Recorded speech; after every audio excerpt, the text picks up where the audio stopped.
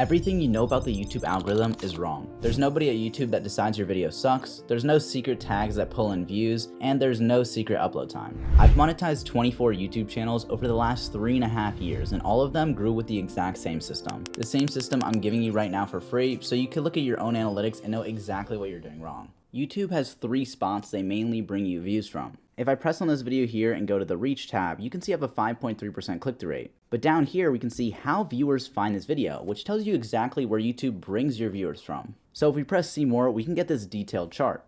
And in here, we see pretty much everywhere that YouTube's bringing in traffic. Now I'm going to highlight the ones that matter: browse features, suggested, and YouTube search. These are the 3 that actually matter. The rest don't. So when you look at the average viewer duration, the click-through rate, the amount of impressions you get from these areas, just ignore them because they don't impact how viewers find your video. To put it simply, these things have nothing to do with YouTube's algorithm in recommending viewers your video. So no matter how great the viewers are, if they click on your video or not, or if they watch it or not, it's not going to influence if YouTube recommends people to your video. Now, as you can see, most views are going to come from browse features and suggested videos, not from YouTube search. So I value these equally, and YouTube search really the least. Another thing, if you're not optimizing for, a tutorial video or something where people are going to search you up, then you shouldn't really care about search either. If you're uploading a faceless YouTube video for entertainment purposes where you want ad revenue, well, really you only have to care about these 2 things because the click-through rate and the AVD from these 2 spots is what brings you traffic. So no, a YouTube search viewer watching your video or not isn't going to affect if a video gets suggested. Maybe it'll rank it higher on search if you care about that. But why is YouTube recommending this video almost 1/3 of the time to suggested if the click-through rate is 1.8% here? Well, if we scroll over here, we can see that the AVD is 7 minutes 47 seconds compared to 6 minutes and 40 seconds, which is a big difference. Because what does YouTube care about? Well, their business, they care about making money. So keeping a viewer on YouTube as long as possible pretty much has them watching as many ads as possible. So YouTube's goal, to put it very short, is optimize for videos that are going to get the longest AVD. They don't really care about the AVD percentage, they just want this number to be as high as possible, which is why YouTube loves recommending 2-3 hour long videos. But the reason creators don't only upload 2 or 3 hour long videos is because not all viewers even want to press on a video when they see it's 2 hours long. So even though 1/3 of the impressions on the whole video come from suggested videos, look how many views, only 20,000 compared to 180,000. So it's almost 1/3 of the impressions, but only around 10% of the views. But for YouTube, that doesn't matter because if they didn't press on my video, they pressed on somebody else's. So even though the click-through rate's 1.8%, the fact that people watch it so long, they're still going to put it on people's screen to give them an option because they know, hey, we're going to make ad revenue from these 23,000 people that watch it.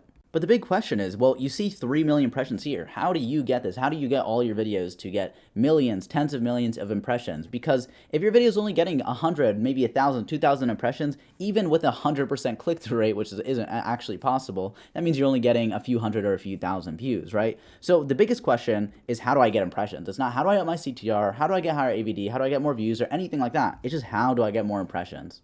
Now, the channel I'm showing you is actually my channel, and the reason I'm fine with showing it is because, well, it died off. That means if you guys copy it, it doesn't really matter. But in the 2 months or so it was alive, that one channel generated me several $1,000s. And that channel is one of 20+ channels I've monetized in the last 3.5 years. I've helped countless other people create channels just like this one that have even made tenfold the revenue. And the thing is, they're using the exact same system I'm going to be showing you in this video. Only difference is I'm with them every single day, guiding them, so that way they're not just watching pre-recorded videos like this one. If they make a mistake and don't realize it, I can point it out and tell them exactly what to fix. So if you want one-on-one guidance every step of the way till your channel's making several $1,000s a month, you can go apply to work with me in the link in the description. If you're a good fit, we can work one-on-one and you can join the community of several other people who are working with me one-on-one as well. Now let's get back into the video. Now everybody's heard of a trust score on YouTube, but does it actually exist? Well, it does, but a big common misconception is that people think it has to do with aged YouTube channels or something similar to that. Now, I wouldn't say that's completely incorrect, but it's really only a half truth. All channels I make, including this one, I start on a warmed up email, meaning an email that I've had for at least a few months. Another thing is that this email must have a YouTube channel on it, whether it's just for watching videos or even for creating content.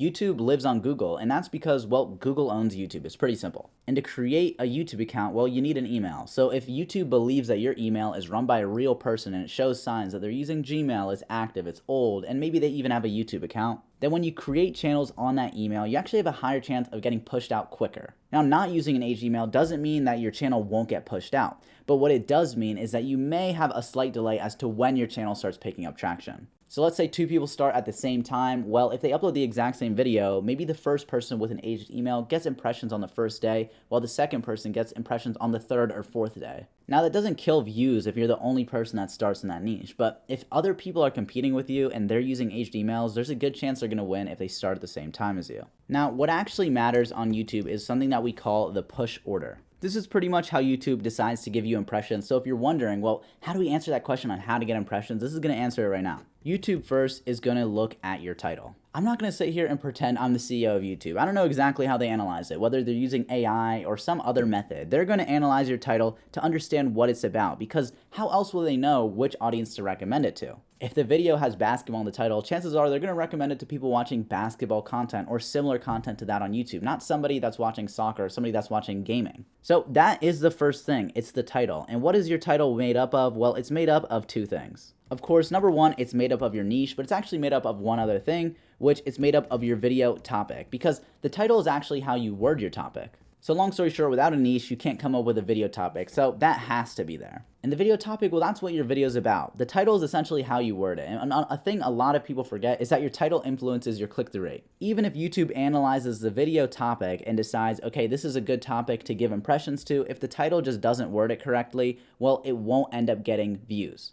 So it might get impressions, but the click-through rate will be low. But we're talking about how to get impressions here, so we'll leave click-through rate for another time. So the thing that really decides the impressions out of your title is the video topic. Yes, you have the title itself, which is how you word it in the niche, but the video topic is what gives it impressions. YouTube analyzes the title, they determine what the video topic is about, and try and find an audience for it. If they can't, it won't get impressions, or if there are too many videos on this topic, once again, it won't get impressions. So you need a video topic that doesn't have too much competition, and it needs to be a video topic that there's an audience for, an audience that's watched similar kinds of videos. So that's all you have to do. Identify an audience that exists and try and make videos that target said audience. Now, like I said, this is how you get impressions. You know, I have an arrow here to show what's next in the step, but that's actually it for the impression side of things. The next thing in the push order will determine your click-through rate, your AVD. And those things actually do give you impressions, but in a different way than the video topic does. So next thing you have is your thumbnail, which we're going to call the CTR because it's the click-through rate, right? Now, your title influences the click-through rate, but title plus thumbnail combo, that's what the CTR is. And last but not least,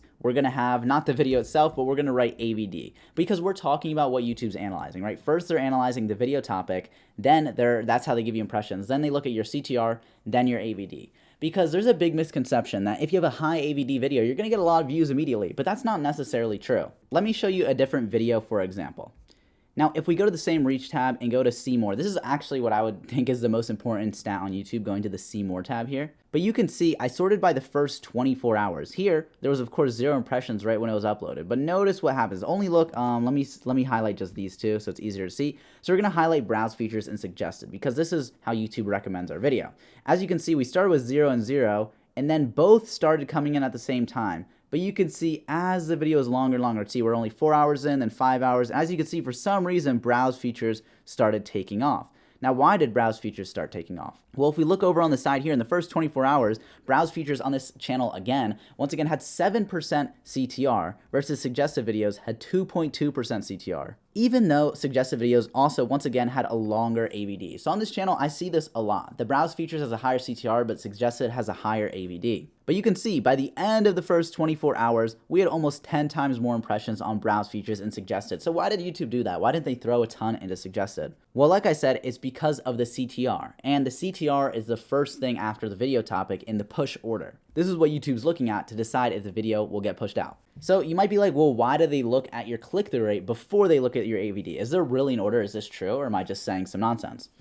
Well, I can prove this to be true, and it has to be true. And I'll give you an example. Now, if your channel has a 0% CTR, right? Let's say in this case, you had 1,000 impressions with a 0% CTR. Well, that means you have 0 views. And on 0 views, how can we know what the AVD is? Well, it's actually impossible. And this simple example should explain to you why there's an order, right? Because if you don't have any views, YouTube can't even look at your average view duration. But your CTR, YouTube can look at it before they actually give you any views. And why is that? Well, because impressions work in this way. If I'm on the homepage, this is browse features. Every time I scroll past a video, every video I just scrolled by, all of these, even though I didn't click on it to give it a view, I gave it an impression just because their thumbnail appeared on my screen. Even if my eyes didn't look at it, YouTube doesn't care. It knows all of those thumbnails just appeared on my screen, and that's how I gave it an impression.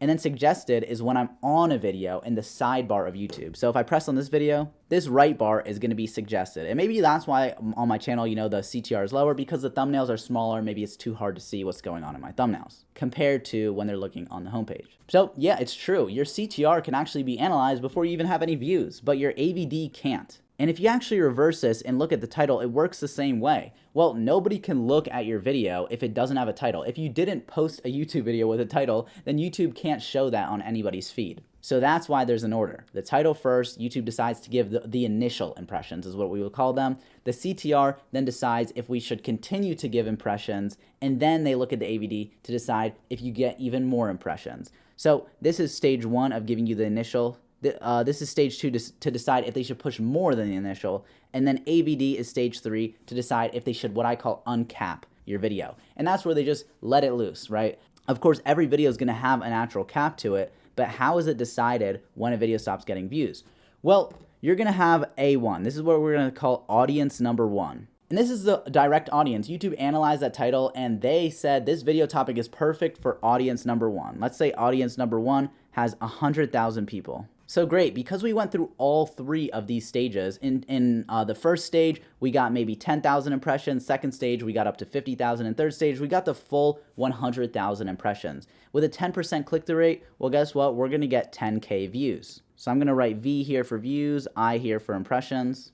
Now, once you get the full audience, right, and all of them saw your video, 10,000 pressed on it, now that's when they move on to audience two. Audience two is going to be the most similar audience to audience one, and pretty much what it's going to look like is maybe they watch the same type of content as audience one, but just a little different, They're a separate audience. Now this audience right here, they're going to go in the same order. Now, YouTube doesn't need to look at the initial impressions anymore, right? They don't need to decide if they should give you initial because they decide that at the start. So now it's going to be a loop of 2 to 3 over and over. So once again, if the CTR on audience 2 is high, the AVD is high, and there's 100K people here, what's going to happen here is realistically, you'll probably have a lower CTR because it's not the same audience, right? It's the secondary audience. So maybe you got a 9% CTR, so you got 9K views here. And pretty much YouTube's going to make audience 3, audience 4, audience 5 until either the CTR or AVD YouTube isn't satisfied with. And that's how your video stops at a certain view line. That's when it flatlines, which almost every video on YouTube does, right? Look at the first 24 hours here.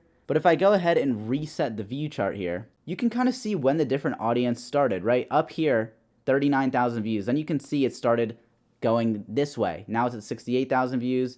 And then it started picking up. But right here, it was going through audiences with very similar statistics. And then it got to this point here where notice how on the 27th day, it just started to flatline. Now, impressions are still being trickled in. The best theory I have is people from the previous audiences are just logging onto YouTube and getting this recommended to them. But there's no new audience, right? All these new viewers are probably coming from people in the same audience, or maybe new people that joined that audience that weren't in it before. But it's pretty clear YouTube stopped recommending it pretty much at the same time, and it really does look like a trickle. And that's what we would call a flatline.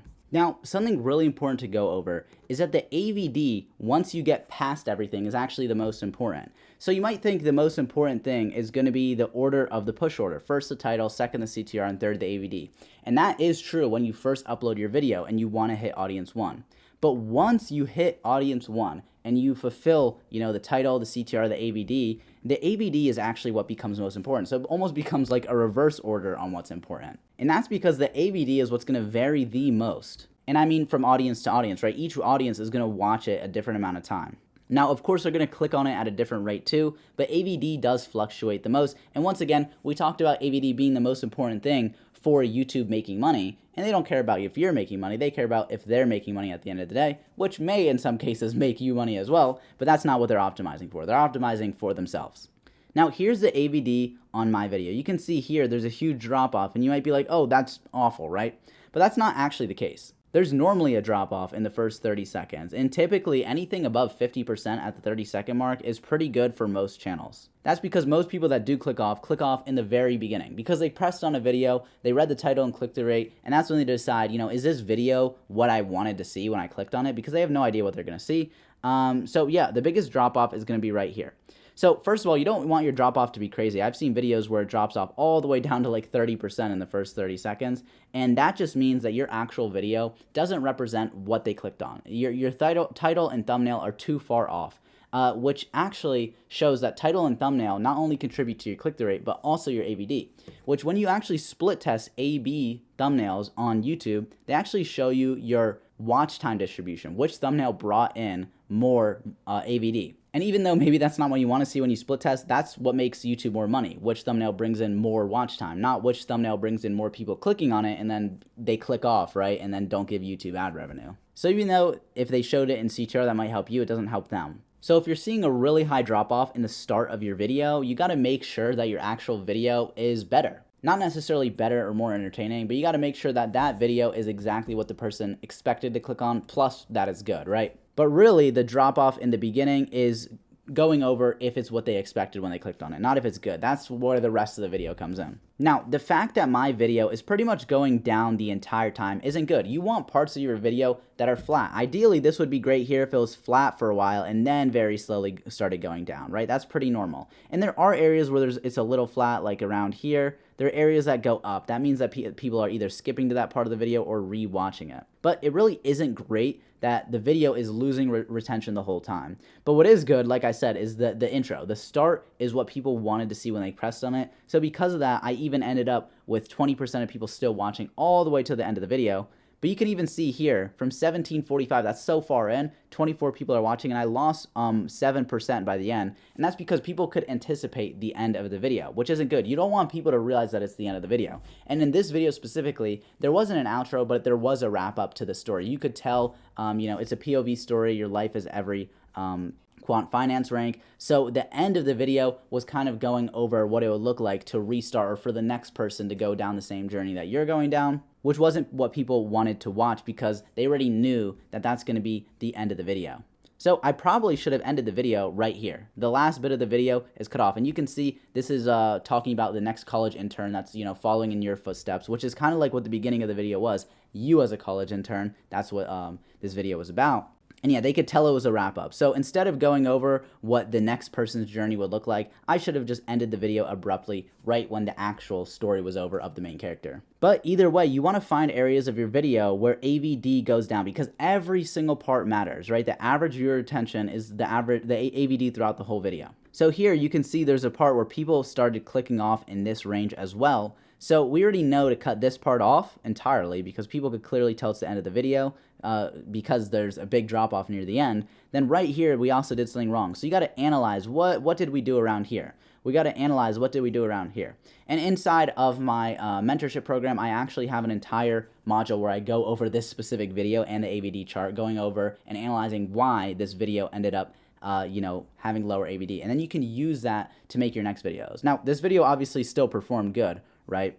Clearly because it had 100,000 views. But either way, it could have gotten more views if the next audience had a good AVD. But instead, this audience got cut off here. So if the next audience was as long as this one right here, let's see, there was almost a 30,000 view jump. So maybe we would have gotten to 170,000 views, which is a big difference just for changing a few things in your AVD chart. And the reason this is so important to say is because a lot of the people that watch your next videos are the ones that watch the previous one. So if this was my last video, the next video I'd make, a large chunk of the people who first watch it, who make up that initial audience, are actually the people who watch my previous videos. So it's hard for YouTube to create audience 1 on your very first video, but if you're 10 videos in, audience 1 is almost always the people who watched your previous videos. So let me just show you an example on a later video. This wasn't my first 3 videos. So you can see this one was uploaded on April 3rd of 2026. Now, if I do the first 24 hours, we can see that 45% of this is going to be new viewers, while 55% is casual viewers. Now, at this point, my channel was still very new, so there wasn't any regular viewers. So if the channel was even older, the new viewer percentage would be even lower than this. But you can see, even in the first 2 weeks of the channel existing, 55% of the views in the first 24 hours came from casual viewers or people who will watch my channel before, and 45% are going to be new viewers that YouTube deems, okay, this is probably the same type of viewer. They're watching the same content as my previous audience. But if I go ahead and I switch this to custom, I do April 3rd to like April 6th, let's say the first 3 days, we can see that new viewers goes up to 72% right there. Then if we do from April 3rd all the way, I don't know, we'll do end of June, this number should go up even higher. You can see now it's 84%, which really just proves everything I just said about YouTube recommending to different audiences, and that fixing your AVD, using your AVD charts are really important because your initial push decides if you get pushed to more audiences, right? And your initial push is pretty much your previous viewers. Now, everything I showed you is super important, but there are things to stray away from. Spending too much time caring about your tags, caring about your profile picture, your banner, your YouTube channel name. Even things like upload time don't actually matter because YouTube recommends videos once your viewers are online, not based on when you upload the video. Maybe that's how it works on TikTok and Instagram, but not on YouTube. And if you try posting at any time of the day, I've done this on many channels just to test, it doesn't impact how many views you have by the end of the week. Maybe it impacts how many viewers watch your video in the first,